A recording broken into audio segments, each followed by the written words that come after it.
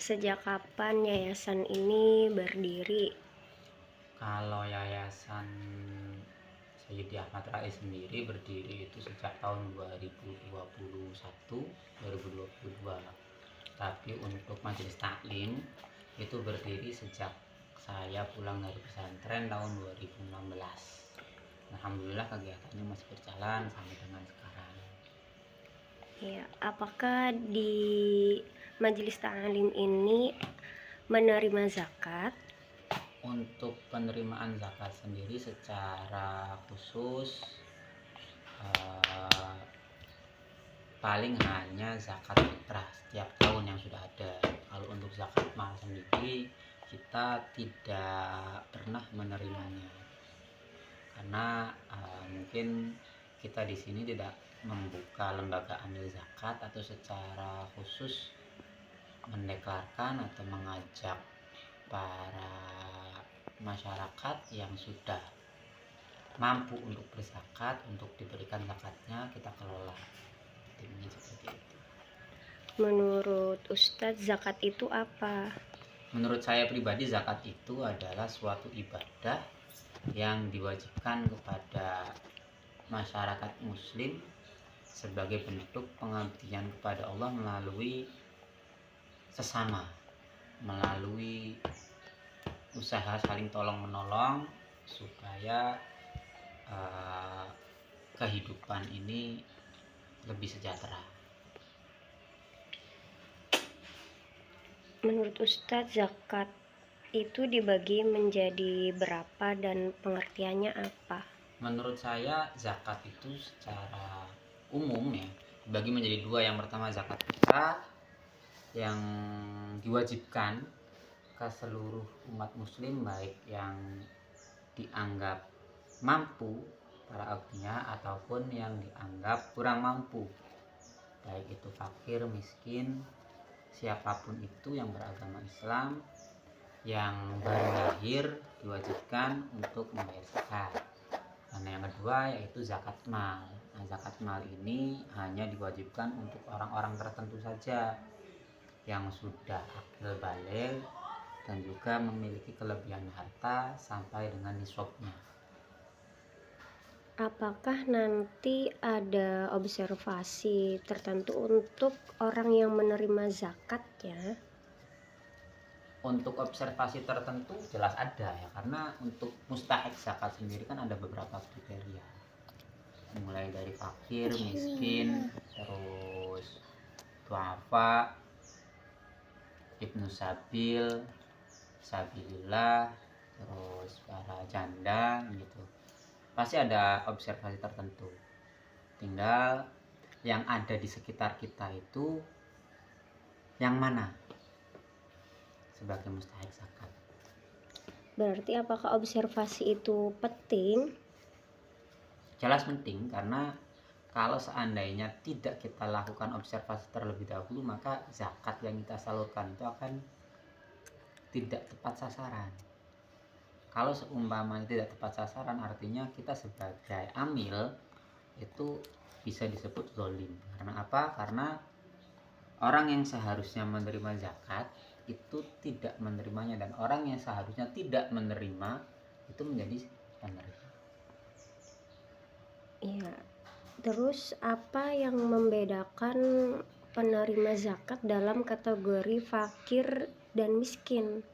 Yang membedakannya apa? Kalau fakir dan miskin itu perbedaannya, kalau miskin itu dia memiliki penghasilan tapi penghasilannya itu tidak cukup untuk memenuhi kehidupannya. Sedangkan kalau fakir itu kategorinya berarti di bawahnya miskin.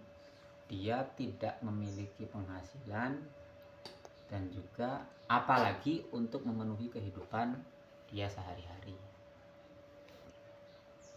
Bagaimana kriteria seorang amil zakat yang berhak menerima bagian zakat? Kalau untuk di wilayah kita sendiri di sini ada 3 kriteria menurut saya yang umum menjadi mustahik zakat. Yang pertama fakir, miskin, dan juga duafa. duafa ini bisa dikategorikan di dalamnya ada anak yatim ya, dan juga wanita-wanita yang sudah menjadi janda. Ibu. Jadi kalau untuk yang fakir sendiri itu biasanya adalah orang-orang yang sudah jompo, termasuk dalam duafa juga. Mereka sudah jompo, sudah sakit-sakitan sehingga tidak mampu untuk mencari uang atau mencari rezekinya sendiri kalau tanpa dibantu oleh kita yang masih sehat dan masih kuat. Ya, apakah untuk zaman sekarang itu zakat yang diberikan oleh mu'alaf itu masih berlaku? Kalau zakat yang diberikan kepada mu'alaf ya, bukan untuk mu'alaf. Iya. Bukan oleh mu'alaf, yang diberikan kepada mu'alaf itu menurut saya sebaiknya kita lakukan observasi terlebih dahulu. Kenapa? Karena tidak semua mu'alaf itu membutuhkan zakat, karena zakat yang kita berikan itu kan biasanya cenderung umumnya itu ya zakat fitrah ya, secara umum. Tapi untuk zakat mal itu biasanya yang memberikan, kalau di lingkungan kita ini di sini itu masing-masing dari para masyarakat langsung kepada para mustahik. Karena kita ketahui sendiri kebanyakan dari mu'alaf itu para agniya, orang-orang yang sudah kaya, mereka beragama non muslim lalu memiliki kesadaran jadi seorang mu'alaf, sehingga kalau seumpamanya kita berikan zakat itu cenderung menghina. Beda dengan zaman dahulu mungkin ketika zamannya Nabi, kenapa mu'alaf itu menjadi mustahik zakat, karena ketika itu orang-orang yang masuk Islam adalah orang-orang yang doif, para budak, para orang-orang miskin yang dalam strata sosial mereka tidak memiliki derajat. Begitupun mungkin ketika di zaman para wali songo ya, zaman dulu kaum sudra itu lebih banyak masuk Islam dibandingkan kaum brahmana ataupun kaum satria. Jadi strata sosial mereka cenderung rendah, sehingga mereka butuh dibantu dan juga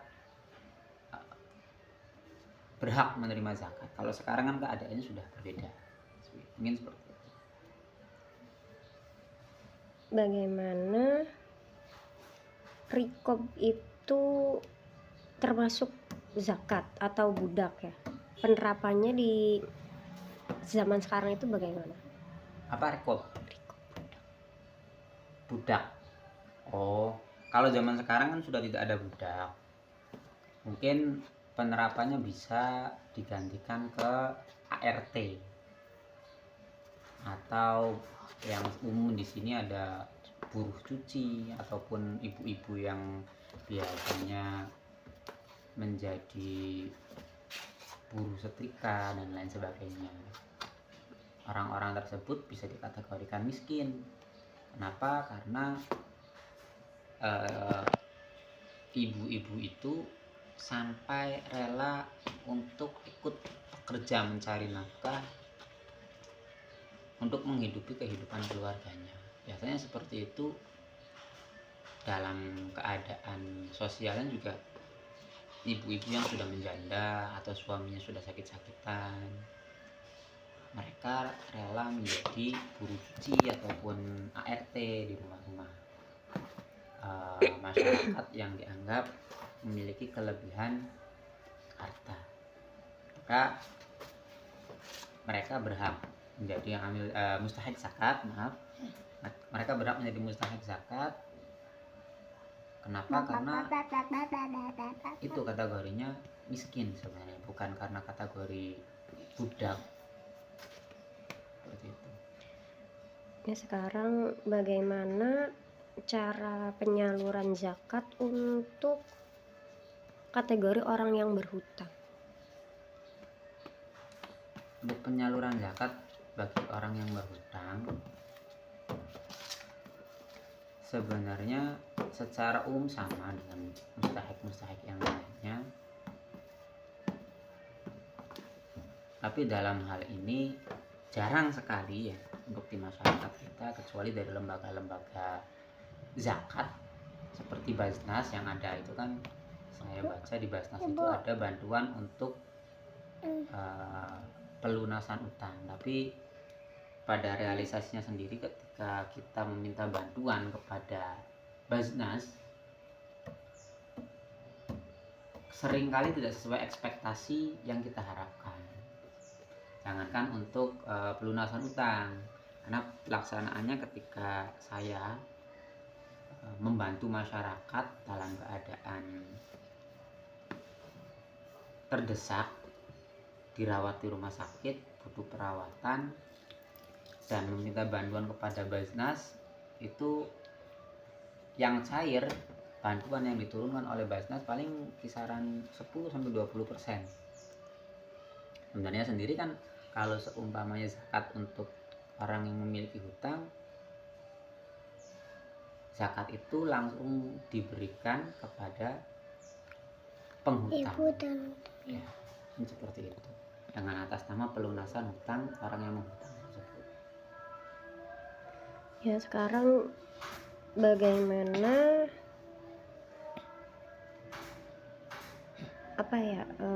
orang yang fisabilillah itu kan lagi dalam perjalanan, terus menurut ulama Syafi'i itu yang bagaimana yang berhaknya itu? Kan banyak orang yang lagi dalam perjalanan. Sebelumnya meluruskan, fisabilillah itu bukan orang dalam perjalanan ya. Orang yang dalam perjalanan itu ibnu sabil. Oh, iya. Fisabilillah itu orang yang sedang berjuang di jalan Allah. Kalau dulu di zamannya Nabi banyak para